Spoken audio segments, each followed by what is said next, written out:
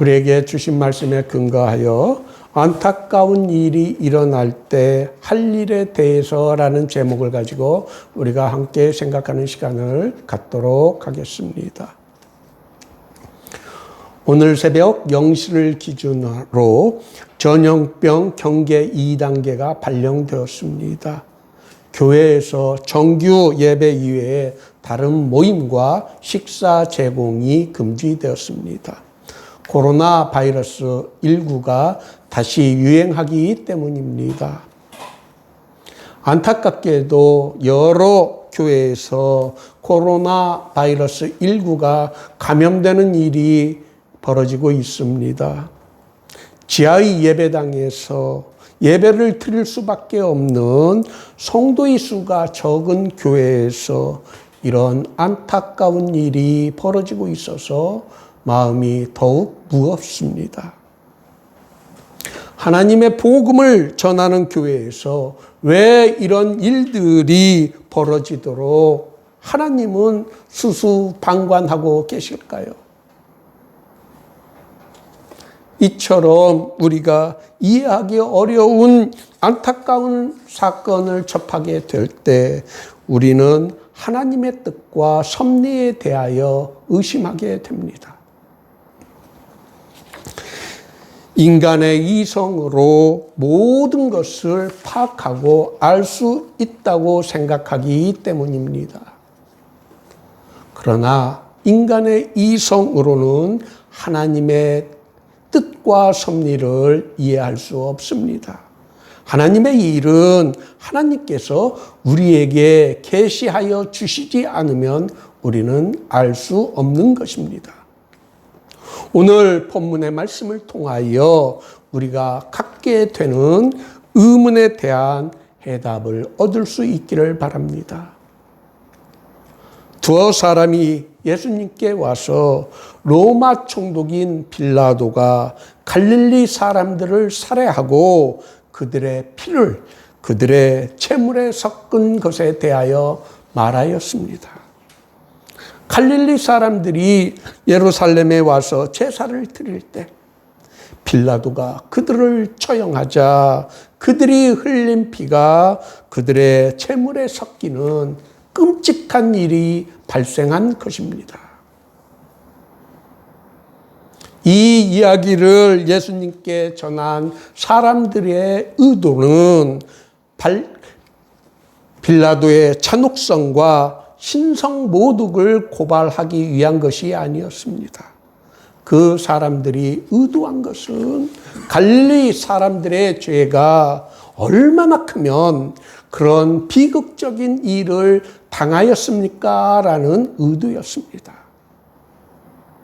예수님도 그들과 같이 갈릴리 사람이었습니다.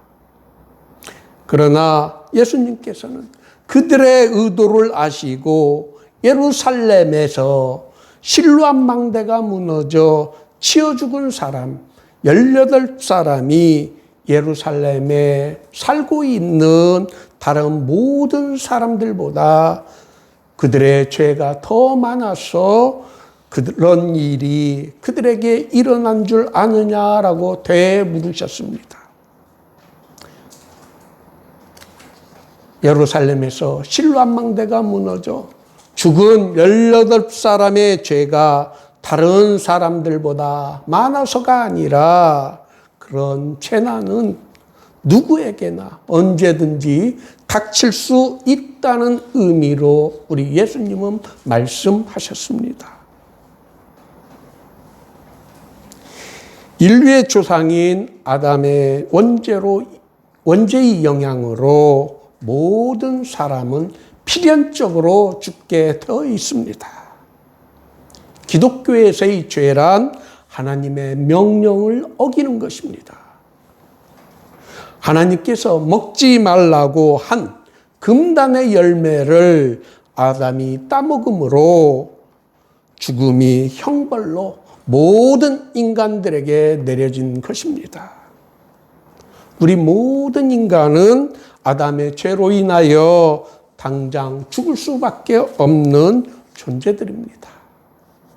그러나 하나님께서는 아담이 금단의 열매를 따먹은 바로 그 순간, 죄를 범한 바로 그 순간에 아담을 죽이지 않으셨습니다.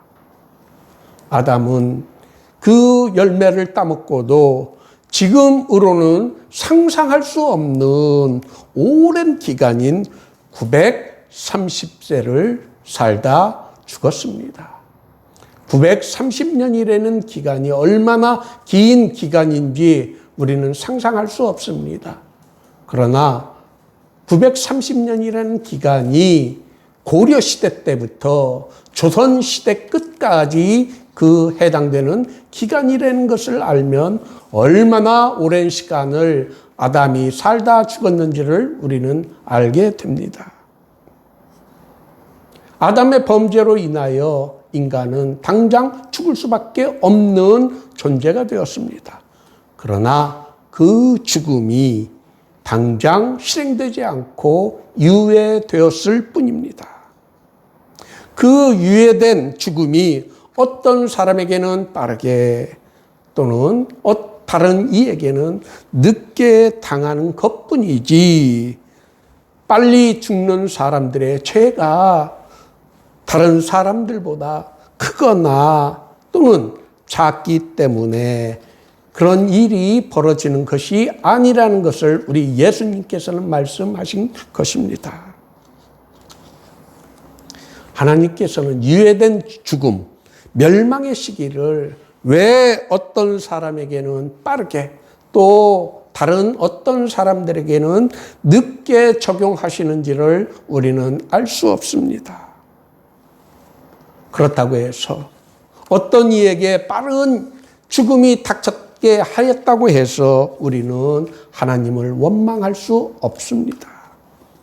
바울 사도는 이 점에 대하여 로마서에서 만일 하나님이 그의 진노를 보이시고 그의 능력을 알게 하고자 하사 멸하기로 준비된 진노의 그릇을 오래 참으심으로 관용하시고 또한 영광 받기로 예비하신 바 긍휼의 그릇에 대하여 그 영광의 풍성함을 알게 하고자 하셨을지라도 무슨 말하리오라고 로마서에서 말하였습니다.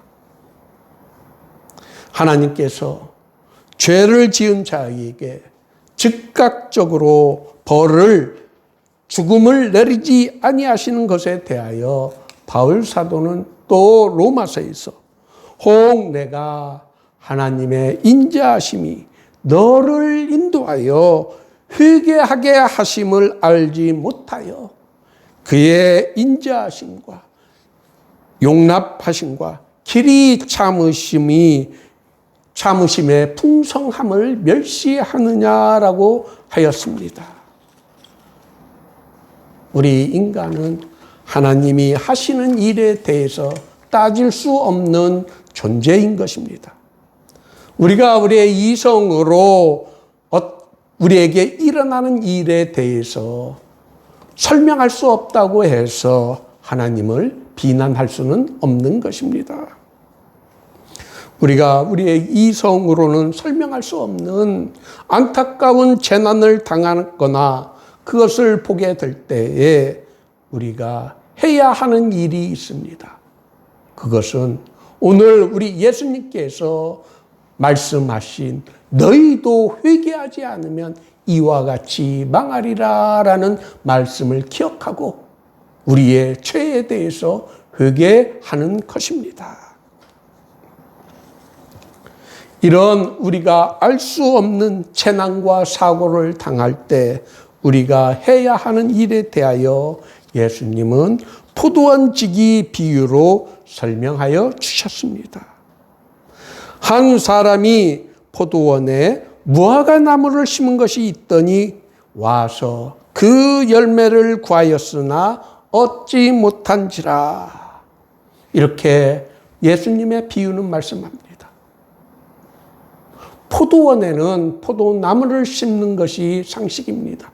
그러나 그 사람이 어떤 이유에서인지는 모르지만 포도원에 무화과 나무를 심었다고 했습니다. 그 무화과 나무를 심은 뒤에 그 열매를 얻고자 하여 와서 보니 그 무화과 나무가 열매를 맺고 있지 못하였습니다. 그러자 그 포도원의 주인이 포도원 지기에게 이르되 내가 3년이나 와서 무화과 나무에서 열매를 구하고자 하였으나 얻지 못하였으므로 내가 당장 이것을 찍어내리라. 어찌 땅만 버리겠느냐라고 하였습니다. 그 말을 들은 포도원 지기는 포도원 주인에게 대답하여 이르되 주인이여 금년에도 그대로 두소서. 내가 투릅하고 거름을 줄이니 이후에 만일 열매가 열면 좋거니와 그렇지 아니하면 찍어 버리소서라고 하였습니다. 우리는 예수님의 이 비유에서 알 수 있습니다. 포도원의 주인은 하나님이시요 포도원 지기는 예수님이라는 것을 알 수 있습니다. 우리는 포도원에 심겨진 열매를 기대하고 있는 무화과 나무라는 것을 알 수 있습니다.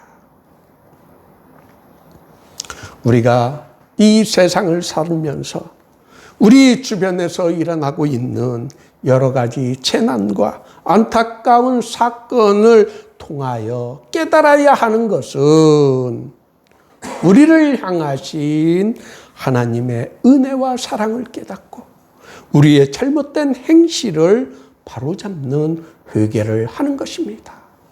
회개를 하는 것이 우리가 바로 무화과 나무가 열매를 맺는 것과 같은 이치인 것입니다. 회개는 그리스도인을 그리스도인답게 만드는 것입니다.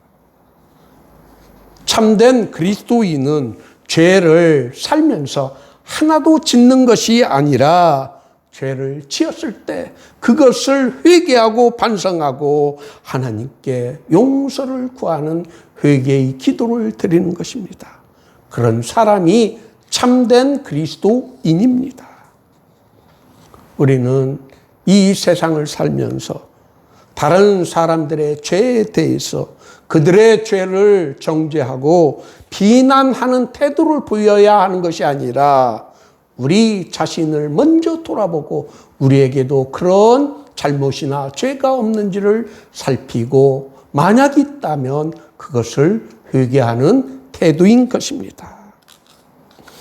예수님의 포도원 지기 비유에서 열매가 열면 좋거니와 그렇지 않으면 찍어 버리소서라고 말씀하신 것처럼 우리는 하나님의 은혜로 죽음, 멸망이 열매 맺도록 열매 맺을 수 있는 기간 동안 유예된 존재인 것입니다.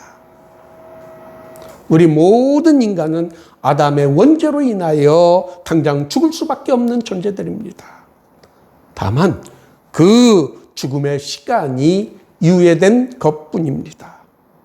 그 유예된 시간이 어떤 사람에게는 빠르게 또 다른 이에게는 늦게 당하는 것뿐이지 모든 사람들은 필연적으로 멸망, 죽음을 당할 수밖에 없습니다. 그런 일이 어떤 사람에게 빨리 일어났다고 해서 그 사람의 죄가 우리들보다 크다는 것이 아니라는 점을 오늘 본문의 말씀은 우리들에게 가르쳐주고 있습니다. 오늘 본문의 말씀은 재난과 사건, 사고에서 우리가 해야 할 일이 무엇인지를 가르쳐줍니다. 특히 교회에서 일어나고 있는 코로나 바이러스 19로 인하여 집합 금지 명령이나 교회 폐쇄와 같은 그런 일이 일어나지 않도록 우리들이 먼저 해야 하는 일이 무엇인지를 생각하게 만듭니다. 예수를 믿는 사람이라고 해서 비 오는 날에 비를 맞지 않는 것은 아닙니다. 비가 오는 날에는 예수를 믿는 사람도 예수를 믿지 아니하는 사람도 우산을 우산을 쓰지 않으면 모두가 비에 옷을 적시게 됩니다. 재난과 사고 그리고 질병도 마찬가지입니다. 비가 오면 우산을 써야 비에 옷이 적지 않는 것처럼 사건이나 사고나 사건이나 질병에서도 우리가 조심하지 않으면 우리가 사고를 당하거나 질병에 걸리기 쉽습니다. 기독교 신학에서는 이러한 일을 일반 은총의 영역이라고 부릅니다. 일반 은총의 영역에서 일어나고 있는 모든 일은 그리스도인이나 비그리스도인 차별 없이 모두에게 적용되는 일입니다. 그래서 우리 예수님께서는 너희도 만일 회개하지 아니하면 다 이와 같이 망하리라 라고 말씀하신 것입니다. 우리는 하나님께서 하시는 일에 대해서 따질 수 없습니다. 비록 우리가 우리의 이성으로 왜 그런 일이 일어나고 있는지에 대해서 분명하게 설명할 수 없다고 해서 하나님을 비난할 수 없는 것입니다. 우리가 우리의 이성으로는 설명할 수 없는 안타까운 재난을 당하거나 그런 일이 우리 주변에서 일어나고 있는 것을 볼 때 우리가 해야 하는 일이 있다면 그것은 우리 자신을 돌아보고 회개하는 일입니다. 우리는 아담의 원죄와 우리가 지은 죄로 인하여 당장 비참한 상황에서 죽게 되더라도 하나님께 항의할 수 없는 존재들입니다. 우리는 아담의 죄로 또 우리 죄로 인하여 당장 죽어야 마땅하지만 우리 하나님께서는 우리의 생명을 이 땅에서 연장시켜 주시고 죽음의 형벌을 유예하여 주십니다. 우리는 그 하나님의 뜻과 섭리에 대해서 우리는 깊이 묵상하면서 깨달아야 합니다. 지난주에 여러 곳을 여행하였습니다. 그 여행에서 느낀 점은 우리나라는 아름답다는 것이었습니다. 그 아름다운 나라를 어떻게 경영하느냐에 따라 생명력 있는 나라로, 희망의 나라로, 정의가 숨쉬는 나라로 만들 수 있다는 것입니다. 우리가 사는 우리나라를 정의롭고 번영된 나라로 세워나갈 사명이 우리 그리스도인에게 있다는 것을 저는 다시 한번 깨달았습니다. 어제가 광복 75주년이 되는 역사적인 날이었습니다. 광복, 빛을 다시 찾았다는, 즉 다시 말하면 희망을 되찾았다는 의미가 광복절이라는 이름에 담겨 있습니다.